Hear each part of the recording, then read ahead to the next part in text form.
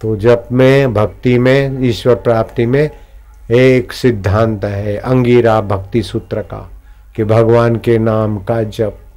दूसरा सिद्धांत है भगवान के श्री विग्रह को देखते जाओ। तीसरा है भगवत जनों का संग। चौथा भगवान की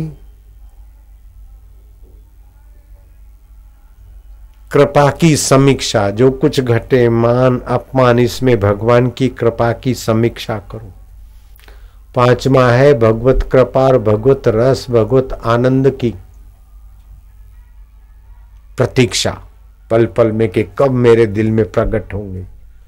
इस प्रकार 7 सिद्धांत अगर अपने जीवन में आ जाए तो भक्ति सिद्ध हो जाती है। भक्त का मतलब है फिर आत्मा परमात्मा से विभक्त ना हो।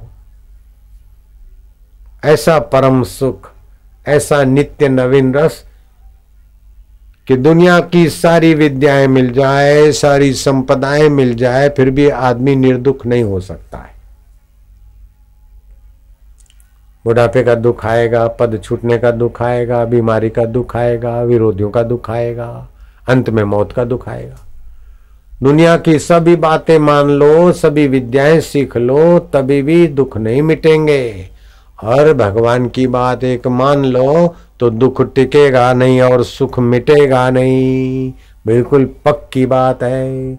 ममैवांशो जीवलोके, ममैवांशो जीवभूत सनातन, जीवभूत सनातन।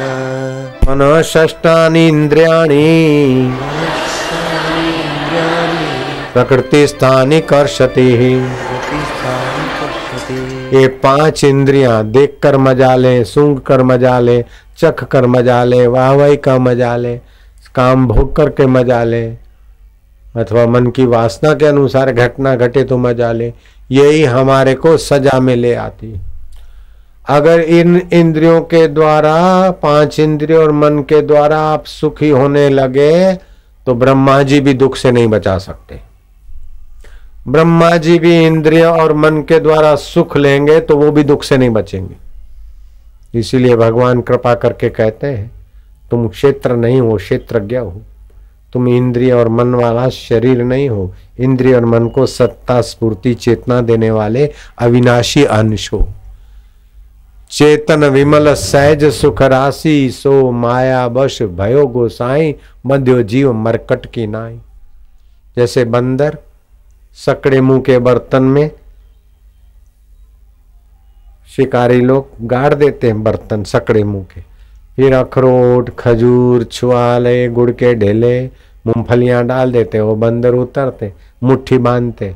अब मुट्ठी बांधने से सकड़े घड़े में फंस जाती है।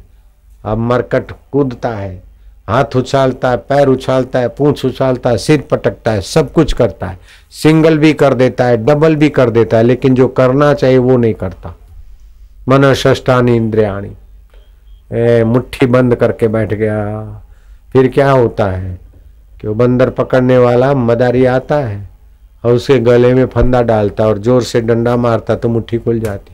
ऐसे ही मौत आती है और डंडा मारती है, सब यहीं धरा रह जाता है। मेरी 2 कंपनी है, मेरी 10 कंपनी है, मेरे परदेश में पैसे। कैसी मूर्खता है। शरीर अपना नहीं है और पैसे मेरे हैं, मकान अपना है, फलाना अपना है।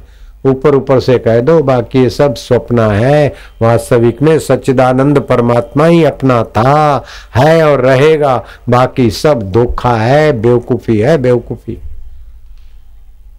चीजें इकट्ठी करके सुखी हो जाएंगे, वाहवाही इकट्ठी करके सुखी हो जाएंगे, मित्र इकट्ठे करके सुखी हो जाएंगे, अपनी लोबी बनाकर सुखी हो जाएंगे। पछाड़ पछाड़ के थक गए बेचारे। अपनी लोबी वाले दुख नहीं मिटाएंगे बेटे, मित्र दुख नहीं मिटाएंगे, पैसे दुख नहीं मिटाएंगे। दुख मिटाओ आप अपना दुख आप ही। बेवकूफी मुट्ठी आप बांधिए, आप खोलो। ना समझी आपकी है, समझदारी से आप मुट्ठी खोलो। ना समझी कि दुख टिकेगा नहीं। नहीं तो भगवान का दर्शन भी हो जाए तो दुख नहीं मिट सकता। शाकुनी को हो रहा था दर्शन, कहां दुख मिटे। दुर्योधन को हो रहा था दर्शन, Jesus God Jesus God Jesus God, वो जीसस के दर्शन तो हो ही रहे थे और खिले ठोकने वालों को भी हो रहे थे। पोटियस पायलट राज्यपाल गवर्नर के सामने रक्त बह रहा था जीसस को। जीसस के दर्शन, इसके दर्शन, उसके दर्शन, अपनी नासमझी छोड़ो, सारे दर्शनों का बाप तुम्हारे साथ बैठा है। मुझे ये मिल जाए, मैं कभी जाए केदार, कभी जाए मक्के, कभी जाए काशी, कभी जाए मक्के, बिना गुरु के ज्ञान के खा रहा है दर दर के धक्के। अरे मक्के केदार काशी जाने का फल यह है कि तुम्हारे हृदय में ले जाने वाला पीर फकीर का सच्चा ज्ञान मिल जाए और दिल में तस्वीरें हैं यार, जबकि गर्दन झुका ली, मुलाकात कर ली, वो थे न मुझसे दूर न मैं उनसे दूर था, आता न था नजर तो नजर का कसूर था। ये नजरिया दे दे, इरादा पक्का कर लो कि हमें सुख आए तो मैं सुखी हूं, ये बेवकूफी नहीं करना। मैं परेशान हूं, मैं दुखी हूं, ये सोचना बहुत भारी नुकसान करता है। परेशानी या दुख तो बाहर के निमित्त से आता है। परेशानी या दुख का भाव अपने अंतःकरण में पैदा होता है, लेकिन मैं परेशान हूं और मैं दुखी हूं करके आप उसमें धंसकर उसको महत्व न दीजिए। दुख बाहर के निमित्त से आएगा, दुखाकार वृत्ति उत्पन्न होगी, मैं उसको जानने देखने वाला हूं। सुख आएगा, सुख बांटेंगे, सुख का विस्तार होगा, लेकिन मैं सुखी हूं नहीं। सुख भी आता है, दुख भी आता है, सुख भी चला जाता है, दुख भी चला जाता है। श्री कृष्ण ने ये दिव्य योग बताया, सुखम वा यदि वा दुखम स योगी परमो मता।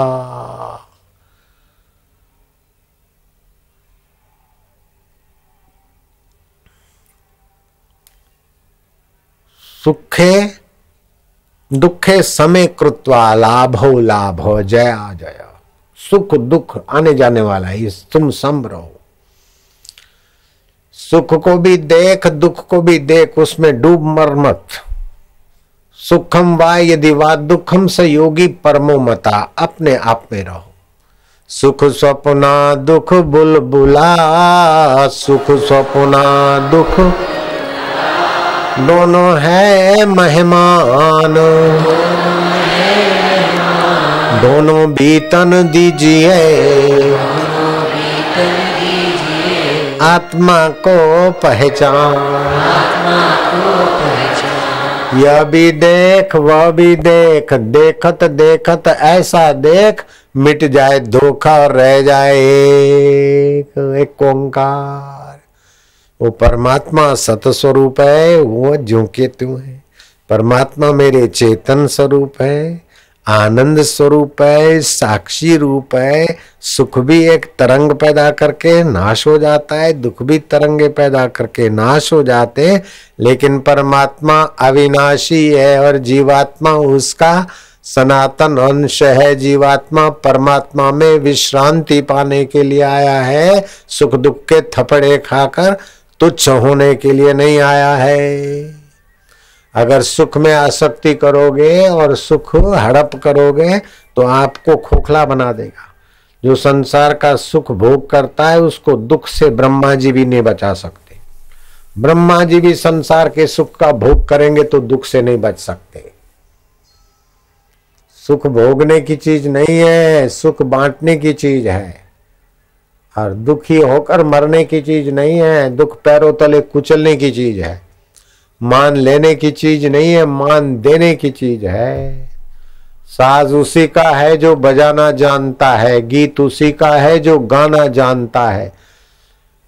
आश्रम और मठ मंदिर उन्हीं के हैं जो रहना जानते, और परमात्मा उसी का है जो पाना जानता है, पाना चाहता है तो परमात्मा सभी का अंतरात्मा होकर, लेकिन परमात्मा पाने की जिसने रुचि बढ़ा दी।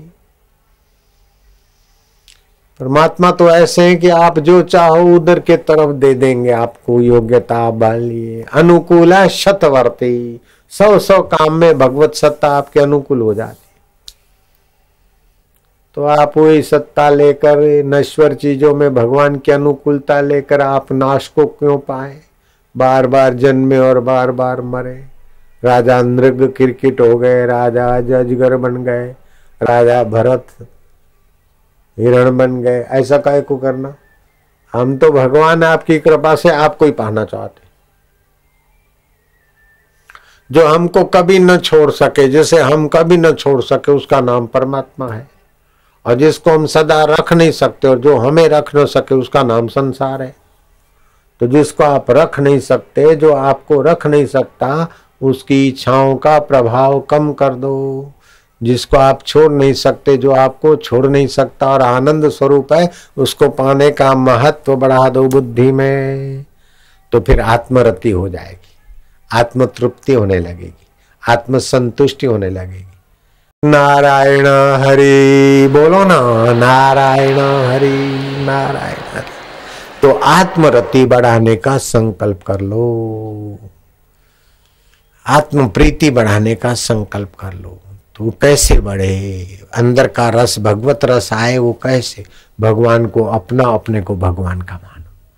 दूसरी बात, भगवान का जो भी नाम प्यारा लगे उसका जप करो और प्रीति पूर्वक जप करो। अब जप करते करते कभी थोड़ा चुप बैठ जाओ, आकाश की तरफ देखो। पेड़ मिल जाए, पेड़ और आकाश के बीच तुम्हारी आंख की टिकटिकी लगे, आप व्यष्टि में से समष्टि के राज्य में प्रवेश कर लो। किसी मूर्ति को देखते देखते प्रीति पूर्वक जप करते करते एकटक हो जाओ। श्वास अंदर जाता है उसको देखो, बाहर आता है उसको गिनो। अंदर आता है उसमें भगवान का नाम भरो, बाहर आता है उसको गिनो। आपका अंदर का रस चालू हो जाएगा। रात को सोते समय अच्छे काम किए, भगवान की स्मृति करके उन्हें धन्यवाद दे दो। गलती हो गई, क्षमा याचना करो और फिर भगवान के नाम का पुनरावृत्ति करके हास्य करते करते कमरे में भगवत नाम और प्रसन्नता फैला दो। फिर उसी प्रसन्नता और भगवत नाम के श्वासोश्वास में रात की नींद के 6 घंटे तुम्हारे भक्ति में गिने जाएंगे। और सुबह जब उठे तो थोड़ी देर चुप बैठ जाओ। जिसकी सत्ता से, जिसकी गोद में जाने से नींद कैसे आती कि इंद्रियां मन में जाती है, मन बुद्धि में जाता है और बुद्धि परमात्मा की गोद में शयन करती है।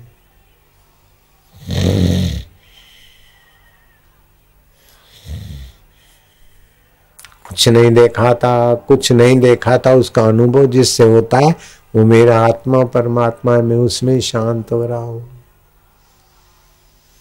ऐसा 5 मिनट भगवत शांति में शांत होकर फिर बिस्तर छोड़ोगे तो जैसे 15 मिनट का भोजन आपको 8 घंटे 10 घंटे का बल देता है, ऐसे वो 5 मिनट भगवत स्मृति वाली शांति आपको 20 घंटा आध्यात्मिक बल से बलवान बनाएगी और निर्णय सही करवाएगी।